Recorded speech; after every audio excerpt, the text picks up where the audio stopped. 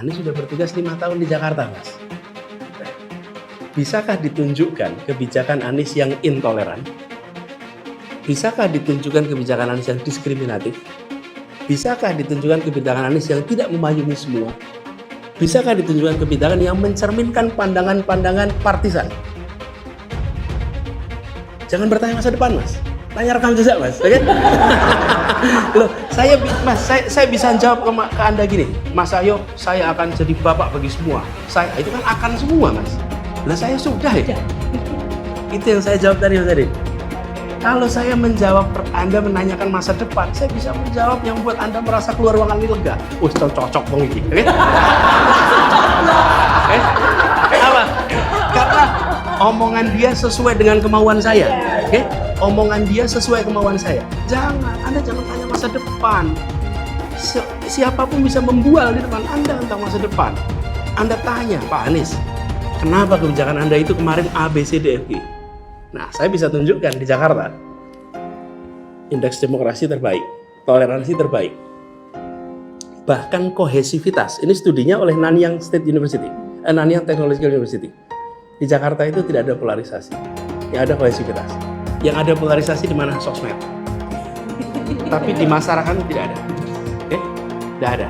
Lalu, Anies di ujung, ada nilai UN-nya tuh di ujung itu. Yang nggak bisa diulang lagi. Apa namanya? Evaluasi kepuasan publik di ujung periode. Yang melakukan 2 surveyor yang bukan sahabatnya Anies. Vox Populi dengan LSI. Yang satu 83%, yang satu 80%. Artinya nggak ada itu polarisasi. Ini juga. Saya mau jawab pertanyaan identitas itu.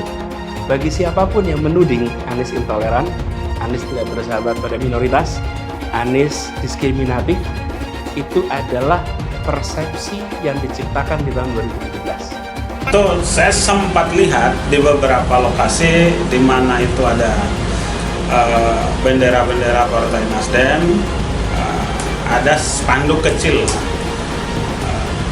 bernada penolakan terhadap Mas Anies dengan tuduhan-tuduhan yang menurut saya tidak berbasis data dan fakta. Ya, ketika fitnah yang kita kembangkan, persepsi yang kita kembangkan, katanya, ya itu tidak bagus buat demokrasi Indonesia. Tuduhan terhadap Mas Anies misalkan intoleran, radikal, dan sejenisnya, berikan contoh kepada saya selama Mas Anies jadi gubernur DKI Jakarta. Ya, mana buktinya, mana contohnya yang Anies Baswedan itu intoleran? Mana buktinya yang Anies Baswedan itu radikal kan gitu ya? Atau memainkan politik identitas ya? Berikan contohnya kan gitu. Kalau tidak ya itu kan hanya menurut saya politik yang tidak berbudaya kan gitu. Ya mari sesama anak bangsa ya kita saling menghargai, termasuk menghargai perbedaan. Kita sepakati itu ya, Bhinneka Tunggal Ika hadir ya, para pendiri bangsa ini merumuskan itu bukan tanpa pertimbangan dan kajian yang mendalam. Bahwa orang tua saya kena musibah, lalu Pak Anies langsung di malam itu juga instruksikan tim untuk buat konten sosial media, posting tentang crowdfunding yang saya galang. Begitu beliau posting, itu mulai besoknya banyak sekali donasi yang masuk, sumbangan yang masuk. Ya cerita bahwa kami tahu ini dari postingnya Pak Anies di Instagram.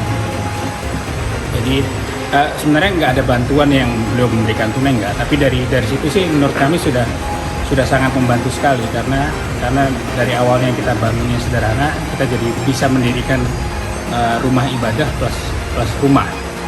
Karena dulunya kan cuma rumah yang kena musibah. Sekarang ini karena bapak saya itu pendeta, punya pelayanan, jadi beliau tinggal di ibadah plus rumah. Jadi ini rumah ibadah di lantai 1, lantai 2 itu cuma mezanin setengah lantai untuk tempat tinggal orang tua dan adik saya. Non-Muslim nyatakan tak termakan narasi buzzer. Anies Baswedan bakal jadikan Indonesia negara khilafah. Alasannya sungguh mencengangkan. Dikutip dari Warta Ekonomi Jakarta, Anies Baswedan kembali mendapat dukungan terkait langkah pencapresannya di 2024. Merlinda Yeni Rosanti, seorang praktisi pariwisata, trainer, dan novelis dari Alor NTT, belak-belakan mendukung Anies Baswedan. Merlinda yang memeluk agama Protestan mengaku tak termakan isu yang dilemparkan pembenci Anies yang menyebut Jakarta bakal jadi Suriah atau Indonesia bakal dijadikan negara khilafah di tangan Anies Baswedan jika jadi presiden.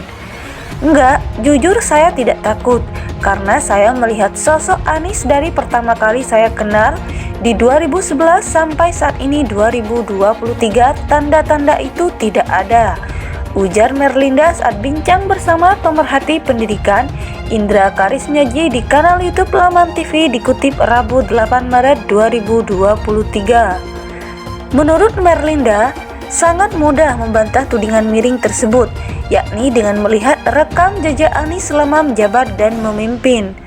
Selama menjadi Mendikbud, Merlinda menilai tak ada arah yang menunjukkan Anies bakal melakukan sebagaimana tudingan tersebut. Pertama, ketika beliau menduduki jabatan Menteri Pendidikan, adakah beliau mencanangkan sebuah program pendidikan yang notabene mengarah ke rumor tadi? Kan gak ada jelasnya. Pun saat menjabat sebagai Gubernur DKI Jakarta, tudingan Jakarta bakal menjadi Suriah tak terbukti sampai Anies tuntas menjabat. Kedua, ketika beliau jadi gubernur, selama masa jabatan beliau adakah kebijakan yang dikeluarkan yang harus memaksa orang seperti kita untuk beralih keyakinan?